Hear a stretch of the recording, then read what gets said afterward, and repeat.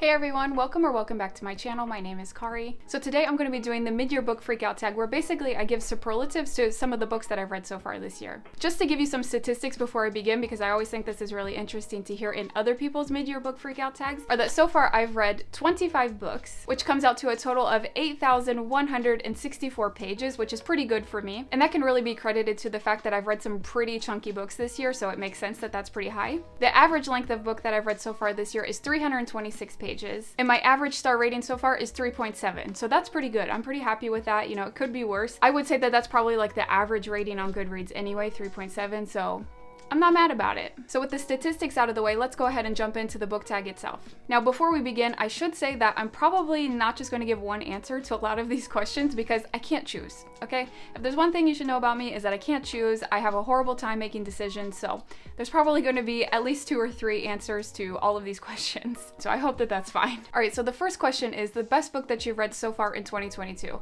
Now, this one definitely I could not just choose one, so bear with me. So the first book that I read this year has turned out to be one of my favorites so far this year, and that's A Little Life by Hanya Yanagihara. So as you've probably heard, this is like the saddest book in existence, which I love. I love a sad book. I love when a book makes me cry. That is perfection. That's the type of book that I love, and I can't get enough of them. So of course I had to read the sad book. So if you don't know, A Little Life follows Jude, our main character, and 3 of his friends, and they live in New York City. And basically this book is just filled with trauma, all these horrible things that have happened to Jude, and you slowly find out some horrible things that happened to him in his childhood especially, and how those horrible things that have happened to him are affecting him today. And really it's a study into trauma and depression and some other really heavy things. And if you're interested in this, I would definitely make sure you check the content warnings because it's full of them. It has literally every content warning you could think of. But I love this book. It was so good, and the writing is absolutely beautiful. It was incredible, which I'm going to come back to that later about Hanya Yanagihara's writing, but the writing is so poetic. Like, you're reading about such horrible, traumatic things, but Hanya Yanagihara makes it sound like so poetic the way that she's describing it. Like, it's pretty paradoxical actually. So anyway, definitely one of my favorite reads so far this year. Another favorite book so far this year is Sorrow and Bliss by Meg Mason. This was actually longlisted and then shortlisted for the Women's Prize for Fiction, and that's why I read it. I wanted to read off the shortlist for the 2022 Women's Prize, and actually the winner of the 2022 prize was announced yesterday, and it wasn't Sorrow and Bliss, and I'm really upset about it because this is incredible. So this follows Martha, who's in a marriage that she's really not happy in, and she's really struggling with her mental health. So it's a really interesting character study that follows Martha from childhood, knowing that she's struggling with her mental health, but not really being able to express how she's feeling, and struggling to get diagnosed with something, and how that affects her as she grows up and in her relationships, and how does that affect her relationship with her sister and with her husband and with her ex-husband. Also, Martha is kind of like an unlikable character, which I love unlikable characters, and it has like witty, dark humor. That's my type of book. Unlikable characters, dark, dry humor. Perfect. I freaking loved Sorrow and Bliss. So good. I'm really sad this didn't win the Women's Prize. And finally, yes, I have 3 picks for my favorite book so far this year, is Bunny by Mona Awad. If you like weird books, you have to read Bunny. It's incredible. Bunny follows our main character, Samantha, who is in university, and there's this group of like mean girls kind of, and Samantha like actively hates them and doesn't like them and talks trash about them to her best friend and doesn't want anything to do with them because this like mean girls group, they all call each other Bunny. And this group of girls, they're like super corny, cheesy, like saccharine, too sweet with each other. It seems really fake. And so, like I said, Samantha loves to make fun of them, but then one day Samantha is invited to go hang out with the bunnies, and everything takes off from there, and things start to get weird as hell, but in the best way possible. I really don't want to say much more than that, but seriously, if you enjoy a weird book, you have to read Bunny. I loved it, and it's definitely going to be one of my favorite books of all time now. Next is the best sequel that you've read so far in 2022, and that's definitely going to be A Clash of Kings by George R.R. Martin. So this is the second book in the A Song of Ice and Fire series, which is the Game of Thrones series. So the first book is A Game of Thrones, and the second book is A Clash of Kings. This was so freaking good. Obviously, I can't say too much about this because it's a sequel, but if you enjoyed the TV show, I would still recommend that you read the books because I watched the TV show live when it was on HBO and I loved it. And then I gave myself a little bit of time so that I could forget about what happened in the TV show, and then I jumped into the books this year. So, you know, it's been like 4 years since the TV show stopped. And so reading these books is a pleasure. Seriously, it's so fun because I've forgotten about everything that happened in the TV show. You know, I'll be reading and I'll think, oh yeah, I forgot that this happened. And oh yeah, I forgot that that character even existed. And oh yeah, what happened between these two characters? And then it's so fun being able to experience it all over again. And like I said at the very beginning of this video, my page count is super high because like this book is 1,000 pages. So it's really boosting my page count this year. So anyway, I would definitely recommend the A Song of Ice and Fire series by George R.R. Martin. So the next question is a new release that you haven't read yet but you want to. So as I said when I was talking about A Little Life, I love Tanya Yanagihara's writing. I fell in love with her prose and her lyrical writing. And so actually I was still in the middle of reading A Little Life when I ordered To Paradise by Hanya Yanagihara. I don't really know that much about this book because like I said, I bought it strictly on the fact that Hanya Yanagihara wrote it, and I don't really care too much what it's about. I just want to experience her writing again, so I'm really looking forward to reading this. All I know is that I think that it follows 3 different timelines, like New York in the past, New York today, and then New York in the future, and how do those different timelines connect to each other. I don't really care what it's about. I'm looking forward to reading it and appreciating her writing all over again. And another book that came out this year that I'm still looking forward to reading is Vladimir by Julia May Jonas. I actually bought this in a vlog where I went book shopping around Paris, which I'll link down below if you're interested in watching that. I went to different bookshops in Paris and this was one of the books I bought. So I think that this book is about a female university professor who starts a relationship with one of her male students and like the repercussions that that brings. I don't know, I really don't know too much. All I know is that it was recommended to people who appreciated My Dark Vanessa because this is basically like the opposite roles of My Dark Vanessa. So I'm looking forward to reading this one still this year. Next is the most anticipated releases for the second half of the year. This was really difficult because there's a lot of books that I'm still looking forward to being released this year, and actually a good few of them are being released within the next week or two, so that's really exciting. And one of those is Lapvona by Otessa Moshfegh. So Lapvona is being released on June 23rd, which like I said is very soon, and maybe as you're watching this it's already past June 23rd, so you could definitely pick it up. I really don't know much of anything about this book except that it's set in like medieval times, but that's not really like the main reason why I want to pick it up. I want to pick it up because last year I read My Year of Rest and Relaxation by Otessa Moshfegh, which I have right here. Which, first of all, this cover is perfection. I love it, and I love the hot pink on the spine. Perfect. And while this wasn't like my favorite book of the year last year, I still really enjoyed it because like I said before, I love unlikable characters. I think that's the best thing to read about, and this is like the epitome of an unlikable character. So anyway, that's why I'm really looking forward to reading anything by Otessa Moshfegh, and I'm looking forward to reading Lapvona. Another book that I'm really looking forward to being released is What Moves the Dead by T. Kingfisher. All I know about this one is that it's a retelling of Edgar Allan Poe's The Fall of the House of Usher, which is a really creepy short story. If you haven't read it before, definitely pick it up. It's really fun. So that's all I know about What Moves the Dead, but that's enough for me to be sold and be excited to read it. So I'm definitely going to pick that up when it comes out July 12th.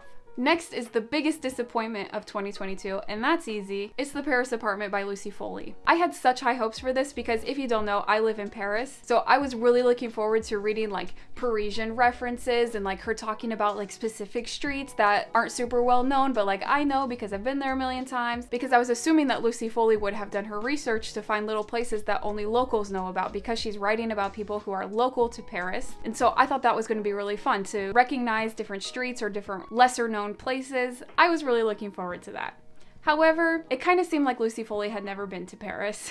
And really, this book could have been set anywhere. There was nothing really unique that made it obvious that this was set in Paris. This could have been set in New York or London or Dubai or really anything. There was nothing special to it that made it scream Paris, which is so disappointing. And while I gave this like an okay rating, I don't know, maybe like 3 or 3.5 stars, I don't really remember, it's definitely not the worst book I've read this year, but since this is the most disappointing book, without a question, I was disappointed in this because I was really excited to read it and get all those references, like I said, so I was really let down.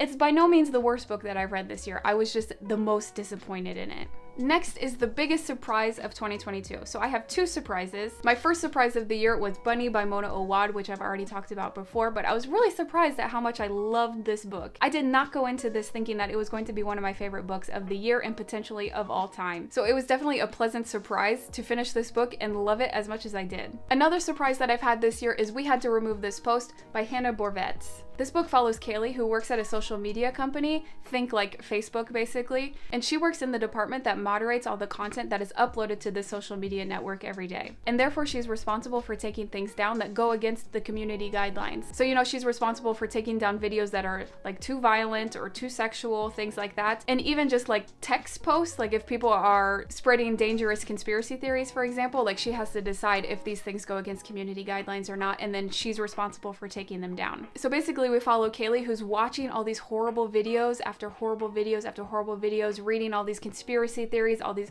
horrible things that people say to each other on the internet, and she's responsible for moderating it. We follow the mental decline of someone who's subjected to that day after day after day. I did think that I would enjoy this story, but the reason that I was surprised is because I don't normally love a short story. It takes more like oomph for me to love a story, and so normally I think that short stories are lacking somewhere, but as you can see, this is really short and I freaking loved it. It was so well-rounded and I didn't feel like it was lacking anywhere. I really love this, and it was super thought-provoking. The next question is for your favorite new author of 2022. For this one, I think I'm going to say Meg Mason, who wrote Sorrow and Bliss, which I've already talked about. Because I love this so much, I'm going to pick up whatever she writes next. I don't care what it's about, I'm going to pick it up because I loved her writing in Sorrow and Bliss. So I would definitely say Meg Mason because I'm excited for anything that she comes out with next. And I'm also going to say Elena Ferrante because I recently read The Lost Daughter, which I loved, and it prompted me to pick up another one of her books. I have it right here, which was The Days of Abandonment. I haven't read this yet, but I'm really looking forward to it because I absolutely love the writing in The Lost Daughter. And obviously Elena Ferrante is Italian, so this is actually in translation. And The Lost Daughter was translated by Anne Goldstein, so I really appreciated the translation that Anne Goldstein did. And it made me want to read more Elena Ferrante. Next is a question about who is your newest fictional crush. Like I said before, I like to read sad books with unlikable characters. I don't read romance. So this question is quite difficult because usually the characters that I read about are really horrible people and I would never have a crush on them. So to be honest with you, I don't have an answer for this. I don't have a crush on anybody that I've read about this year. I can't even think of someone that I've had a crush on in any of the books that I've read in the past. I would really have to sit down and think about it if I've ever read a book about someone that I have a crush on. So I think that that says a lot about my reading taste. So anyway, we're gonna skip right over that question because I don't have an answer. However, for newest favorite character, I definitely have an answer for that. And that's going to be a character from A Game of Thrones, which is the first book in the Song of Ice and Fire series written by George R.R. Martin. And my new favorite character is Tyrion, which again, if you've seen the TV show, you know who Tyrion is. I freaking love Tyrion. He's so funny, he's so smart, he's so witty, his humor is dark.